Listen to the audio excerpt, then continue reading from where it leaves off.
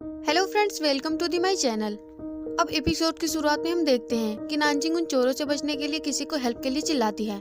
जहां साउडी एक मॉल में बैठा होता है और जैसे उसे नानजिंग की आवाज सुनाई देती है, टाइम स्टॉप हो जाता है और साउडी अचानक से गायब हो जाता है। वहीं उसकी फ्रेंड ये सब कुछ देख लेती है और वो सोचने लगती है कि साउडी अचानक से गायब कैसे हो गया, जबकि साउडी नानजिंग को बचाने के लिए वहाँ जाता है और उन चोरों से फाइट करता है। इसके बाद नानजिंग के पास जाकर पूछता है कि क्या तुम ठीक हो, लेकिन नानजिंग तो बहुत ही ज्यादा डरी हुई थी और तभी वहाँ पर पुलिस आ जाती है, जो देखकर साउडी वहाँ से चला जाता है। इसके बाद अगले सीन में हम लूजिंग को देखते हैं, जो कि अपनी फ्रेंड के लिए गिफ्ट लाया था क्योंकि आज उसका बर्थडे था और इसीलिए वो खाना खाने के लिए एक रेस्टोरेंट में जाता है, जहाँ पर वो अपनी फ्रेंड को किसी और आदमी के साथ खाना खाते हुए देखता है। अब वो लू के पास जाकर उसे बताती है कि ये उसका बॉयफ्रेंड है। अब लूजिंग खाना खाने के लिए टेबल पर बैठ जाता है और वो देखता है कि उसका बॉयफ्रेंड उसके लिए वही गिफ्ट लाया था जो कि वो भी उसके लिए लाया था। अब उन दोनों को इस तरह से साथ देखकर लूजिंग को काफी ज्यादा बुरा लगता है और वो बिना खाना खाए ही वहाँ से चला जाता है। अब हम नानजिंग को पुलिस स्टेशन में देखते हैं, जहाँ पर पुलिस उसका स्टेटमेंट ले रही होती है। तो नानजिंग उन्हें बताती है कि वो वहाँ पर बहुत ही ज्यादा डरी हुई थी और तभी वहाँ पर एक लड़का आया जिसने उसे बचाया। तो पुलिस उससे पूछती है कि क्या तुमने उसका फेस देखा, तो नानजिंग ना बोलती है। इसके बाद नानजिंग अपने घर आती है और दरवाजा खोलने के लिए चाबी ढूंढने लगती है, लेकिन तभी साउडी दरवाजा खोलता है। उसे देखकर नानजिंग उससे पूछती है कि तुम यहाँ कब आए और तुमने चाबी कब चुराई। तो साउडी उससे कहता है तो तुम्हें क्या लगा मैं दरवाजे के बाहर खड़ा होकर तुम्हारा वेट करूंगा। अब नानजिंग अंदर आकर साउडी से पूछती है कि तुम अचानक से कहाँ चले गए थे। तो साउडी उससे कहता है कि मैं मॉल गया था अपने पैसे वापस लेने के लिए। अब नानजिंग की नजर इतने सारे पैसों पर जाती है, तो वो साउडी से पूछती है कि तुम्हारे पास इतने सारे पैसे कहाँ से आए, तुमने बैंक तो नहीं लूटा है ना। तो साउडी उसे बताता है कि मैंने अपना एक पेंडेंट बेच दिया था जो कि काफी साल पुराना था। अब नानजिंग उससे पूछती है कि तुम मुझे बचाने के लिए वहाँ अचानक से कैसे आ गए। तो साउडी उसे बताता है कि जब भी तुम्हें खुद को बचाने के लिए हेल्प की जरूरत होती है, मैं अचानक ही तुम्हारे पास पहुँच जाता हूँ। तो नानजिंग सोचती है कि अब वो फ्यूचर में जो भी चाहे वो सब कुछ कर सकती है, क्योंकि अब जब भी वो मुसीबत में होगी तो साउडी उसे बचा लेगा। वही साउडी उसके मन की बातें सुन लेता है और उससे कहता है कि दोबारा किसी मुसीबत में मत पड़ना, क्योंकि अब मैं तुम्हें बचाने के लिए नहीं आऊंगा। और अब साउडी उसके रूम में सोने के लिए जा रहा होता है, तो नानजिंग उसे अपने फादर के रूम में ले जाती है और उससे बोलती है कि आज के बाद तुम यही रहोगे, लेकिन मेरे मॉम के सामने कभी मत आना, क्योंकि अगर उन्होंने तुम्हें मेरे साथ देखा तो मैं उन्हें एक्सप्लेन नहीं कर पाऊंगी। तो साउडी उसे कहता है कि अगर तुम नहीं चाहती हो कि मैं तुम्हारे मॉम के सामने नहीं आऊँ, तो इसके बदले में तुम्हें मुझे एक स्मार्टफोन देना होगा। इस पर नानजिंग उसे कहती है कि तुम्हें स्मार्टफोन के बारे में कुछ भी नहीं पता। तो साउडी उसे बताता है कि मैंने लाइब्रेरी में इसके बारे में सब कुछ पढ़ लिया। अब नानजिंग उसे कहती है कि मेरे पास इतने पैसे नहीं हैं। तो साउडी उसे कुछ पैसे देता है और जब ये खत्म हो जाए तो और मांग लेना, और अब मैं सोने के लिए जा रहा हूँ तो मुझे डिस्टर्ब मत करना। अब साउडी सोने के लिए जा रहा होता है, लेकिन याद आते ही वो नानजिंग से पूछता है कि तुम्हें आग से इतना डर क्यों लगता है। तो नानजिंग उसे बताती है कि जब मैं एक बार स्कूल में थी तो मैं आग में फंस गई थी, इसीलिए मुझे आग से डर लगता है। तो साउडी उसे कहता है कि चलो अच्छी बात है, अब तो मुझे तुम्हारी एक और वीकनेस पता चल गई। अगले सीन में हम देखते हैं कि नानजिंग अपनी मॉम से वीडियो कॉल पर बात कर रही होती है। वो अपनी मॉम को बताती है कि आज उसकी जॉब लग गई। तो उसकी मॉम खुश होकर कहती हैं कि अगर आज मैं घर पे होती तो हम जरूर सेलिब्रेट करते। इसके बाद उसकी मॉम कहती हैं कि मैं 2 दिन बाद वापस आ जाऊंगी। अब हम साउडी को देखते हैं, जो कि टेबल पर रखा हुआ फोन उठाता है, जो कि नानजिंग उसके लिए लेकर आई थी, और वो फोन देखने लगता है। लेकिन वो देखता है कि नानजिंग ने फोन के पीछे कुछ स्टिकर चिपका दिए हैं जो कि उसे पसंद नहीं आता है, इसीलिए वो स्टिकर के साथ साथ फोन के कवर को भी निकाल देता है। अब अगली सुबह रेडी होकर नानजिंग ऑफिस जा रही होती है, तभी उसे साउडी का ख्याल आता है और उसे एक बार देखने के लिए उसके रूम में जाती है। लेकिन साउडी तो दरवाजे के पीछे छुप जाता है और पीछे से उठाकर नानजिंग को लेकर बाहर जाता है। वो उससे कहता है कि मैंने तो तुम्हें यहाँ आने के लिए मना किया था। तो नानजिंग उसे कहती है कि मैं तो सिर्फ ये बताने के लिए आई थी कि मैंने तुम्हारा ब्रेकफास्ट ऑर्डर कर दिया है और डिलीवरी मैन तुम्हें कॉल कर लेगा। तो नानजिंग की ये सारी बातें सुनकर साउडी दरवाजा बंद कर लेता है।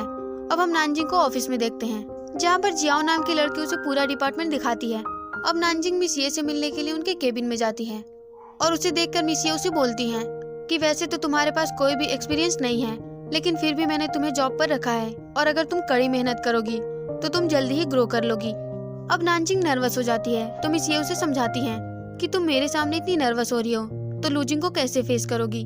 अब नानजिंग जियाओ के पास जाती है और उससे लूजिंग का स्वभाव पूछने लगती है।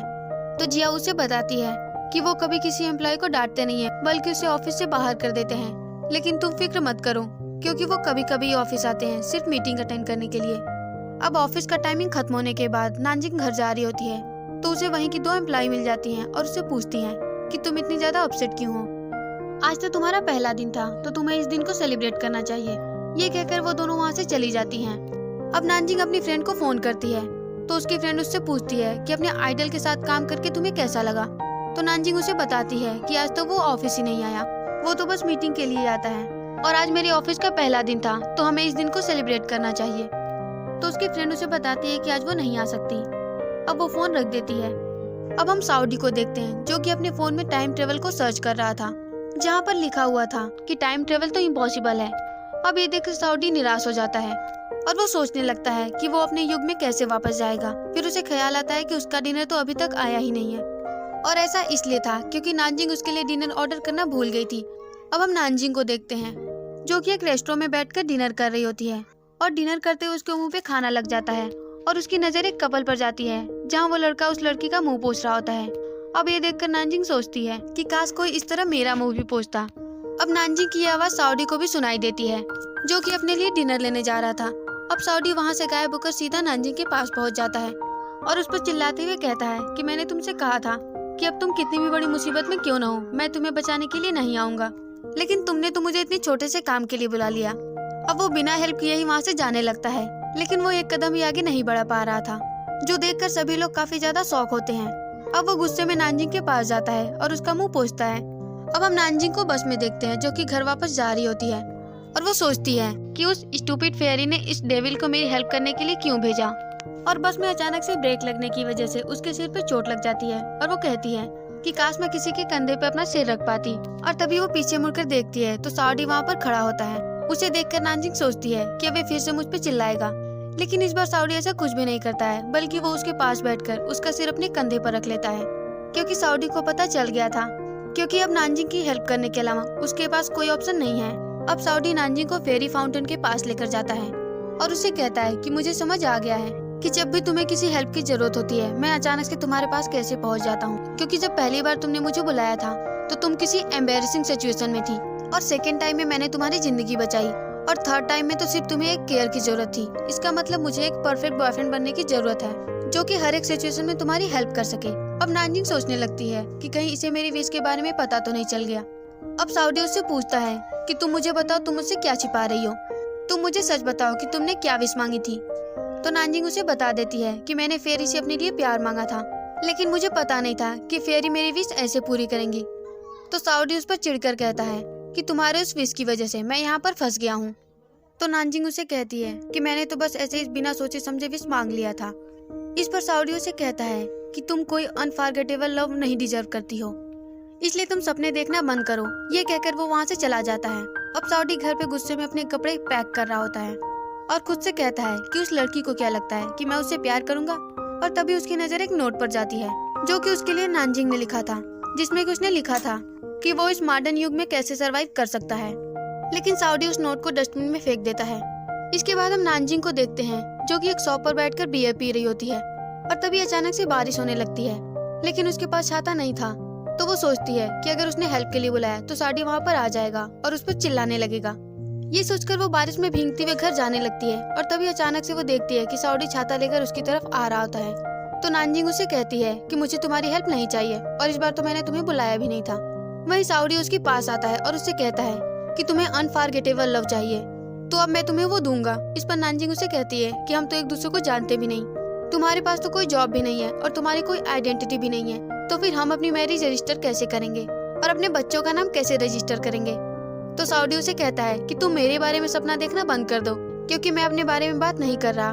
मैं बस तुम्हारे लिए एक अनफॉरगेटेबल लव ढूंढूंगा, और जैसे ही तुम्हारी विश पूरी हो जाएगी मैं अपनी दुनिया में वापस चला जाऊंगा। अब साउडी उसे पूछता है कि क्या तुम्हें कोई लड़का पसंद है। तो नानजिंग उसे बताती है कि मेरे टीम के लड़के तो मुझे देखते ही चले जाते हैं। तो साउडी छाता लेकर जाने लगता है। अब नानजिंग भी उसके पीछे पीछे चली जाती है, और जब वो दोनों घर पे पहुंचते हैं तो देखते हैं कि नानजिंग की मॉम वापस आ चुकी थी। अब नानजिंग अपनी मॉम को साउडी का रियल नाम नहीं बताती है, क्योंकि नानजिंग की मॉम को पता था कि ये उसके नावल का कैरेक्टर है, और नानजिंग उन्हें कह देती है कि ये मेरे फ्रेंड का कजिन है, इसीलिए उसने उसे एक रूम रेंट पर दिया है। अब उसकी मॉम उन दोनों को खाना खाने के लिए बुलाती हैं। तो डिनर पर नानजिंग साउडी से कहती है कि उसकी मॉम अच्छा खाना नहीं बनाती है, इसीलिए उसे इतना ज्यादा खाना नहीं खाना चाहिए। वही नानजिंग की मॉम साउडी से पूछती है कि खाना कैसा बना है। तो साउडी खाने की तारीफ करता है, अब उसकी मॉम साउडी से पूछती हैं कि तुम क्या करते हो, तो साउडी उन्हें कहता है कि मैं लोगों को उनका प्यार ढूंढने में मदद करता हूँ। इस पर उसकी मॉम कहती हैं कि तब तो तुम्हें नानजिंग को भी उसका प्यार ढूंढने में मदद करना चाहिए। ये कहकर वो किचन में चली जाती हैं। अब अपने मॉम के जाने के बाद नानजिंग उसे बिना खाना खाए उसे भगाने लगती है और उससे कहती है कि जो भी उसके मॉम के हाथ का खाना खाता है वो बीमार हो जाता है। अगर तुम्हें ऐसा कुछ भी लगे तो तुम मुझे बता देना, मैं तुम्हें दवाइयाँ दे दूंगी। अब साउडी उससे कहता है कि कल तुम रेडी रहना, हम तुम्हारे लिए एक बॉयफ्रेंड ढूंढने के लिए चलेंगे। ये कहकर वो अपने रूम में चला जाता है। अब हम नानजिंग की मॉम को देखते हैं जो कि नानजिंग से कहती हैं कि तुम्हें उस लड़के को डेट करना चाहिए क्योंकि वो बहुत ही ज्यादा हैंडसम और डिसेंट है, इसीलिए उसने मेरे खाने की तारीफ भी की। तो नानजिंग कहती है कि अभी मैं इस बारे में नहीं सोच रही। अब हम साउडी को देखते हैं जो टेबल पर मेडिसिन रखा हुआ देखता है जिसे नानजिंग उसके लिए रख कर गई थी। अब साउडी डस्टबिन में डाला हुआ वो नोट भी निकाल लेता है जिसे कि नानजिंग ने उसके लिए लिखा था। अब अगली सुबह नानजिंग ऑफिस जा रही होती है, तभी रास्ते में उसे साउडी मिल जाता है और वो उसे उसके टीममेट के पास जाने के लिए कहता है। अब नानजिंग अपनी टीममेट के साथ एंजॉय कर रही होती है जबकि साउडी दूर बैठा उन्हें देख रहा होता है। तभी नानजिंग की फ्रेंड साउडी के पास आती है और साउडी से पूछती है कि क्या मैं तुम्हारे साथ बैठकर खाना खा सकती हूँ, तो साउडी मना कर देता है लेकिन वो फिर भी वहीं बैठ जाती है क्योंकि उसे लग रहा था कि ये नानजिंग का बॉयफ्रेंड है। अब वो साउडी से कहती है कि नानजिंग को अपने टीममेट के साथ देखकर तुम्हें जलन तो नहीं हो रही, लेकिन तुम फिक्र मत करो, वो सब सिर्फ दोस्त हैं। अब साउडी उससे पूछता है कि तुम मुझे ये बताओ कि लड़के किस तरह के लड़कियों को पसंद करते हैं, तो उसकी फ्रेंड साउडी से कहती है कि जो लड़कियां बच्चों की तरह बिहेव करती हैं और उनका ड्रेसअप अच्छा होता है, लड़के उन लड़कियों को पसंद करते हैं। अब वो साउडी से ये भी कहती है कि अगर तुम ऐसे किसी लड़के को जानते हो जो कि तुम्हारी तरह हैंडसम हो तो तुम मुझे जरूर बताना। अब नानजिंग अपनी फ्रेंड को बुलाकर बताती है कि वो मेरा बॉयफ्रेंड नहीं है, वो तो बस मेरे घर पे रेंट पे रहता है। अब नानजिंग अपने ऑफिस जाती है जहाँ वो टेबल पर फ्लावर रख रही थी और तभी वहाँ पर लूजिंग आ जाता है। अब लूजिंग को अपने सामने देखकर नानजिंग कुछ भी नहीं बोल पाती है। वही लूजिंग को याद आता है कि ये तो वही लड़की है जो कि उस दिन इंटरव्यू के लिए आई थी। अब लूजिंग उससे पूछता है कि तुम यहाँ क्या कर रही हो, लेकिन नानजिंग उसे कुछ भी नहीं कह पाती। तो जिया उससे बोलती है कि ये आपकी नई असिस्टेंट है। अब लूजिंग गुस्से में मिस ये से बोलता है कि तुमने उस लड़की को मेरी असिस्टेंट क्यों बनाया, ये तो मेरे सामने एक वर्ड भी नहीं बोल पाती। तो मिस ये उसे कहती हैं कि मैंने उसे तुम्हारी हेल्प के लिए असिस्टेंट बनाया है, तुमसे बात करने के लिए नहीं। वो तुम्हारी बहुत बड़ी फैन है तो वो तुम्हारे बारे में बहुत कुछ जानती है। इस पर लूजिंग उसे कहता है कि मैं बस 1 हफ्ते का टाइम दे रहा हूँ, अगर उसका बिहेवियर इम्प्रूव नहीं हुआ तो मैं उसे फायर कर दूंगा। अब इन्हीं वजहों से नानजिंग काफी ज्यादा सैड होती है और वो सोच रही होती है कि वो बॉस के सामने अपना इम्प्रेशन कैसे बनाए। तभी सामने से लूजिंग आता है तो नानजिंग जाकर उससे टकरा जाती है और उससे कैजुअली बात करती है। अब ये देखकर लूजिंग काफी ज्यादा शॉक होता है, वही बाकी के एम्प्लॉय भी शॉक होते हैं। तो लूजिंग उससे बोलता है कि मैं इस हफ्ते अपने घर पे ही रहूंगा और यहाँ पे कोई काम नहीं है, तो तुम भी चाहो तो अपने घर पे रह सकती हो। अब नानजिंग फिर से कैजुअली कहती है कि मैं तुम्हारी हेल्प के लिए तुम्हारे घर पे ही आऊंगी। तो लूजिंग ये कहकर चले जाता है कि इसकी कोई जरूरत नहीं है। अब हम साउडी को देखते हैं जो कि ये सोच रहा होता है कि लड़कों को जैसी लड़कियां पसंद है, नानजिंग तो ऐसी बिल्कुल भी नहीं है। तभी नानजिंग वहाँ पर आती है तो साउडी उसे कुछ इस तरह से पकड़कर अंदर लेकर जाता है और उसके ड्रेसिंग स्टाइल को देखने लगता है। अब साउडी उससे कहता है कि क्या तुम मुझे अपनी फोटो देख सकती हो। तो नानजिंग उसे पूछती है कि तुम मेरी फोटो का क्या करोगे। तो साउडी उससे कहता है कि अगर तुम चाहती हो कि मैं अपनी दुनिया में वापस चला जाऊं तो मुझसे सवाल करना बंद करो। तो नानजिंग उसे कहती है कि ठीक है, मैं आज रात को फोटो दे दूंगी। ये कहकर वो चली जाती है। अब नानजिंग साउडी को अपना फोटो सेंड करती है, लेकिन वो फोटो तो ग्रुप फोटो थी, जिसे देखकर साउडी को काफी ज्यादा गुस्सा आता है और वो सोचता है कि अब तो मुझे ही कुछ करना पड़ेगा। अब अगली सुबह ऑफिस जाने से पहले नानजिंग साउडी के रूम में जाती है और उसे कहती है कि मेरी मॉम ने तुम्हारे लिए ब्रेकफास्ट बनाया है, लेकिन साउडी वहाँ पर नहीं था। ये देखकर वो उसका फोन चेक करने लगती है कि इसने मेरे फोटो का क्या किया, लेकिन तभी साउडी आकर उसे रोकता है। तो उसे देखकर नानजिंग उसे कहती है कि अब मैं बिना तुम्हारी परमिशन के इस रूम में नहीं आऊंगी। ये कहकर वो ऑफिस चली जाती है। अब नानजिंग को ऑफिस में देखकर सभी गॉसिप करने लगते हैं कि बॉस ने अभी तक इसे फायर क्यों नहीं किया। अब उस दिन नानजिंग को ऑफिस में कोई काम नहीं था, तो वो अपने कलीग से पूछती है कि क्या उन्हें कोई हेल्प चाहिए। तो उसका एक कलीग उसे बॉक्स देता है और उसे स्टोर रूम में रखने के लिए कहता है। अब नानजिंग वो बॉक्स लेकर स्टोर रूम में रखने के लिए जाती है और स्टोर रूम को क्लीन करने लगती है। तभी वहाँ पर जियाऊ आती है और उसे बताती है कि एक लड़का तुमसे मिलने के लिए आया है, वो तो हमारे बॉस से भी ज्यादा हैंडसम है। और हमारा एपिसोड यहीं पे खत्म हो जाता है। तो गाइस ये थी आज की वीडियो। आई होप आपको वीडियो पसंद आई हो, तो वीडियो को लाइक और चैनल को सब्सक्राइब जरूर कीजिए। फिर मिलेंगे अगले एपिसोड में। तब तक के लिए बाय बाय।